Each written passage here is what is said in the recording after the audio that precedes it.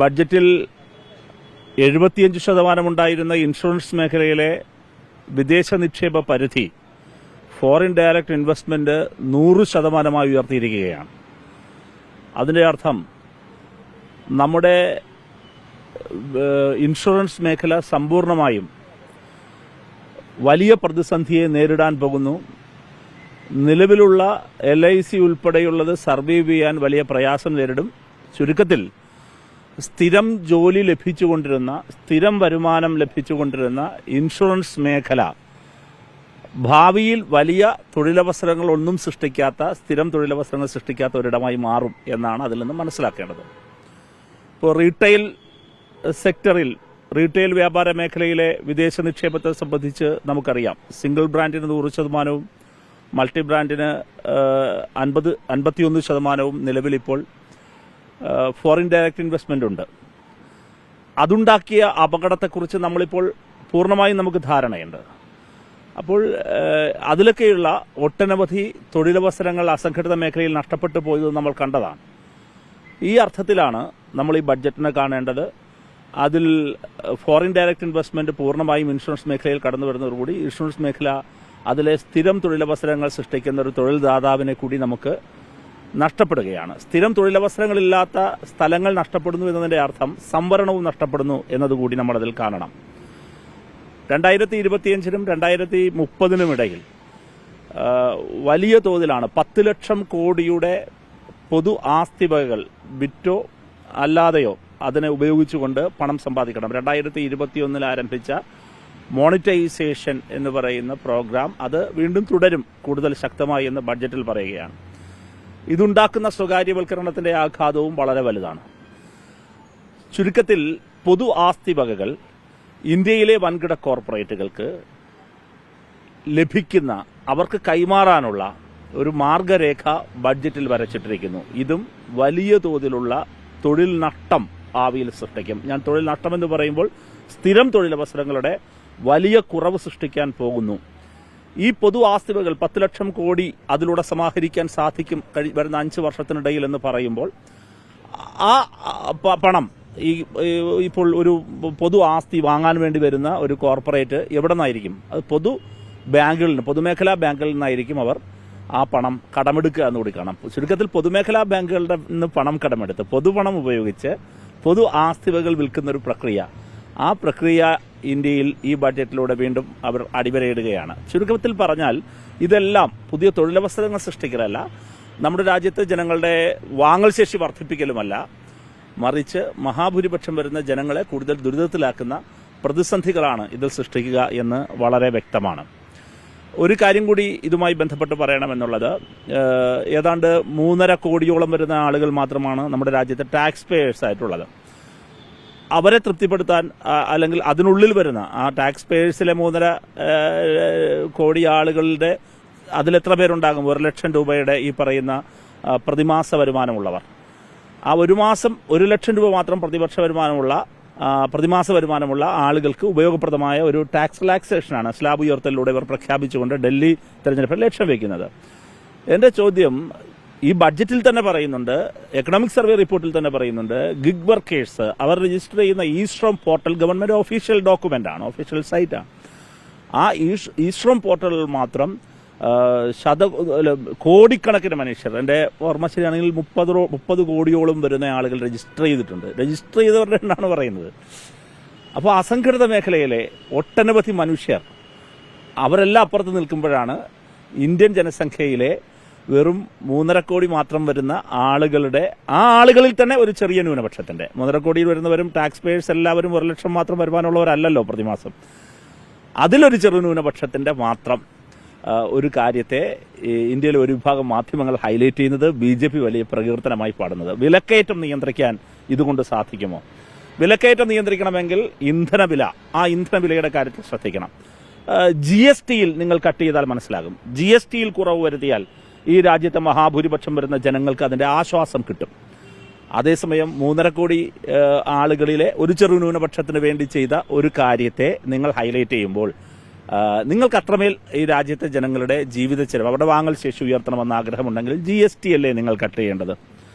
നിങ്ങൾ കട്ട് ചെയ്യേണ്ടത് ഇന്ധനവില വർധനവ് നിയന്ത്രിക്കാൻ കഴിയുന്ന നിലപാടുകളല്ലേ സ്വീകരിക്കേണ്ടത്? ഇതൊന്നും നിങ്ങൾ ചെയ്യുന്നില്ലല്ലോ. ചുരുക്കത്തിൽ രാജ്യത്തെ മഹാഭൂരിപക്ഷം പേർക്ക് വേണ്ടിയുള്ള ബഡ്ജറ്റല്ല ഇത്. ഈ ബഡ്ജറ്റ് ഈ കഴിഞ്ഞ കാലയളവിൽ ആരുടെയും സാമ്പത്തിക വാങ്ങൽ ശേഷിയെ ഇത് വർദ്ധിപ്പിക്കുന്നില്ല. സാമ്പത്തിക ചിലവ്, ലിവിംഗ് എക്സ്പെൻഡിച്ചർ ഉയർത്തുകയുള്ളൂ. ചുരുക്കത്തിൽ ഇപ്പോൾ നമ്മൾ ഇന്ത്യയിൽ പ്രകടമായ എക്കണോമിക് സർവേ റിപ്പോർട്ട് തന്നെ പറഞ്ഞിരിക്കുന്ന ഒരു കൂപ്പുകുത്തലുണ്ടല്ലോ, സാമ്പത്തിക വളർച്ച താഴേക്ക് പോകുന്ന പ്രവണത വീണ്ടും ആവർത്തിക്കാൻ മാത്രമേ ഈ ബഡ്ജറ്റ് ഉപകരിക്കുകയുള്ളൂ. അത് വരും വർഷങ്ങളിൽ നമുക്ക് കാണാൻ കഴിയും.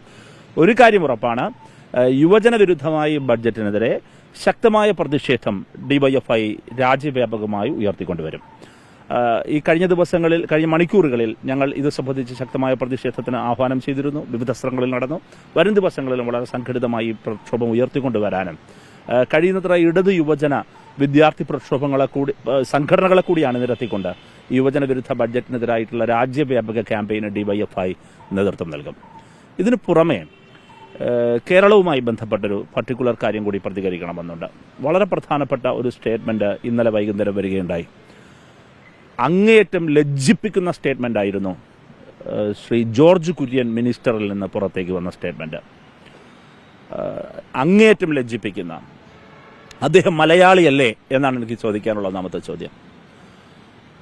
കേരളത്തെ അങ്ങേയറ്റം അവഗണിച്ച ഒരു ബഡ്ജറ്റിന്റെ തുടർച്ചയിൽ അദ്ദേഹം അതിനെ ന്യായീകരിക്കാൻ ശ്രമിക്കുന്നത് കേരളം വലിയ പുരോഗതി നേടിപ്പോയി, വികസനം നേടിപ്പോയി, അതിന്റെ ഫലമായിട്ടാണ് ഇതൊന്നും ലഭിക്കാത്തത് എന്നാണ്.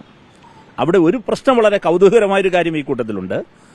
അപ്പോൾ നിങ്ങൾ ഇതുവരെ പ്രചരിപ്പിച്ചുകൊണ്ടിരിക്കുന്ന എന്താണ്? കേരളത്തിൽ BJPയുടെ കയ്യിൽ ഏൽപ്പിക്കൂ, BJP ഏൽപ്പിച്ചാൽ കേരളത്തിന് പുരോഗതി ഉണ്ടാകും എന്നല്ലേ?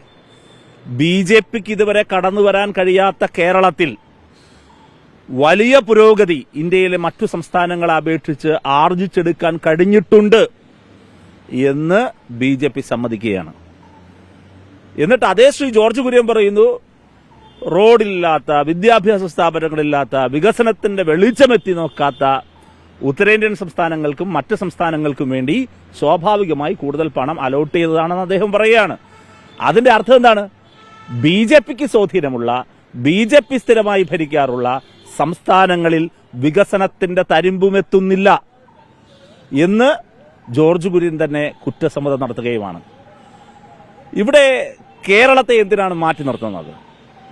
ഇത്രയും കാലം ഇവർ പറഞ്ഞുകൊണ്ടിരുന്നത് കേരളത്തിൽ നിന്ന് ഒരു BJPക്ക് MP കിട്ടാത്തതാണ്, താമര വിരിയാത്തതാണ് കേരളത്തിനെ ഈ മാറ്റി നിർത്താനുള്ള കാരണം. അത് തന്നെ രാഷ്ട്രീയമായി ഭരണഘടനാപരമായി ശരിയല്ല. ഇപ്പോഴോ അവർ പ്രചരിപ്പിച്ചുകൊണ്ട് പ്രൊപ്പഗാൻഡ അതായിരുന്നല്ലോ. ഇനി എന്ത് പ്രൊപ്പഗാൻഡ നടത്തും? ഒരാൾ ജയിച്ചു വന്നിട്ട് എന്തെങ്കിലും കിട്ടിയോ?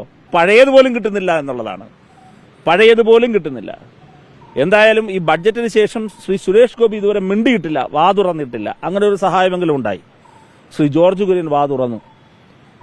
എത്ര ശ്രമിച്ചാലും കുറെ കാലമായി BJPക്ക് അകത്ത് ഇപ്പം പ്രചരിപ്പിച്ചുകൊണ്ടിരുന്നത് സുരേഷ് ഗോപി അത്ര പോരാ, അല്ലെങ്കിൽ ഈ ജോർജ് കുര്യൻ ഇങ്ങനെ എന്തോ മഹാനാണ്, വിശുദ്ധനാണ് എന്നെല്ലാം ഒരു താരതമ്യം വാട്സാപ്പ് ഗ്രൂപ്പുകളിൽ ഇങ്ങനെ പ്രചരിപ്പിക്കുന്നുണ്ടായിരുന്നല്ലോ BJPയുടെ ഒരു വിഭാഗം.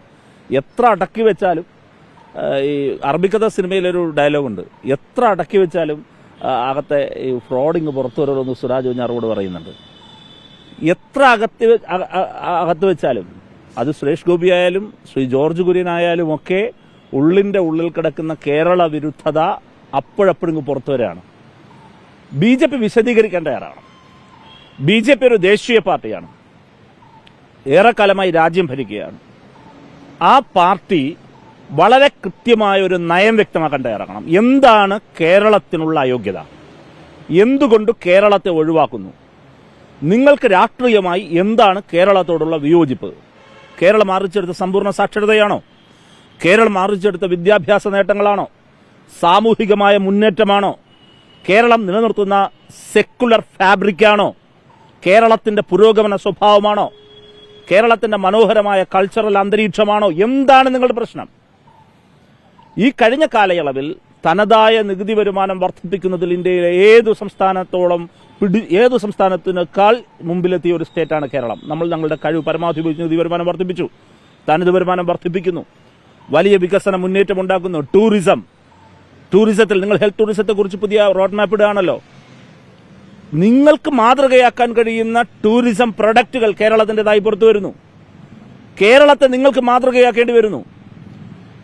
ഇൻഡസ്ട്രിയൽ രംഗത്ത് കഴിഞ്ഞ കാലങ്ങളിൽ സാമൂഹിക പുരോഗതിയുടെ കാര്യത്തിലാണ് കേരളത്തെ ഇന്ത്യ മാതൃകയാക്കേണ്ടി വന്നിരുന്നതെങ്കിൽ ഇപ്പോഴിതാ ഒരു ബെസ്റ്റ് ഇൻവെസ്റ്റ്മെന്റ് എക്കോസിസ്റ്റം ക്രിയേറ്റ് ചെയ്യുന്ന ഒരു സ്റ്റേറ്റായി കേരളം മാറുന്നു. അത് സ്റ്റാർട്ടപ്പിന്റെ കാര്യത്തിൽ ലോകത്തിലെ രാജ്യങ്ങളോട് മത്സരിക്കും വിധം നമ്മുടെ കേരളത്തിന്റെ സ്റ്റാർട്ടപ്പ് മേഖല മാറുന്നു.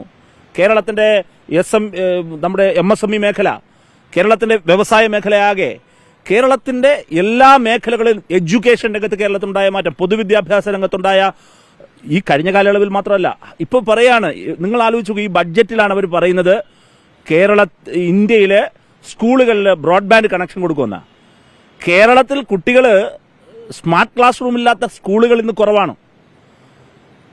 ഫോൺ കൂടി വരുന്നതോടുകൂടി ഡിജിറ്റൽ ഡിവൈഡ് അവസാനിക്കുകയാണ്. പൂർണ്ണമായും എല്ലാവർക്കും ഗുണമേന്മയുള്ള, നിങ്ങൾ ചിന്തിക്കുന്നതിനേക്കാൾ എത്രയോ മുൻപാണ് കേരളം ചിന്തിക്കുന്നത്.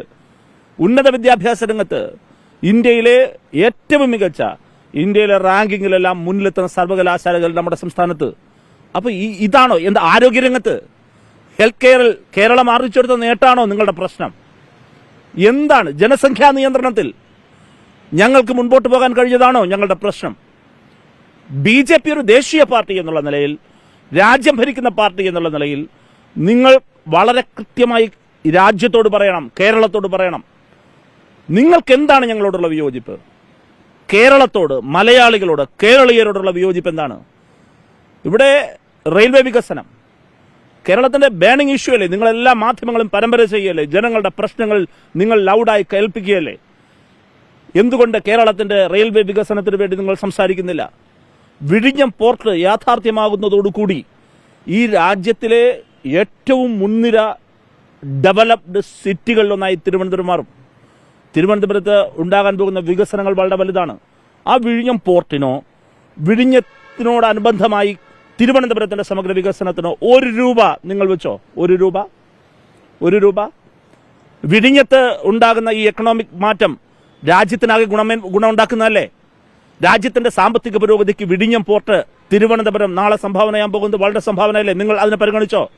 മക്കാന, താമരവിത്ത്, ബീഹാറിൽ മക്കാന ഇൻസ്റ്റിറ്റ്യൂട്ട്, മക്കാന സെന്റർ, കേരളത്തിലെ റബ്ബർ, നിങ്ങൾ ആലോചിച്ച് നോക്കൂ.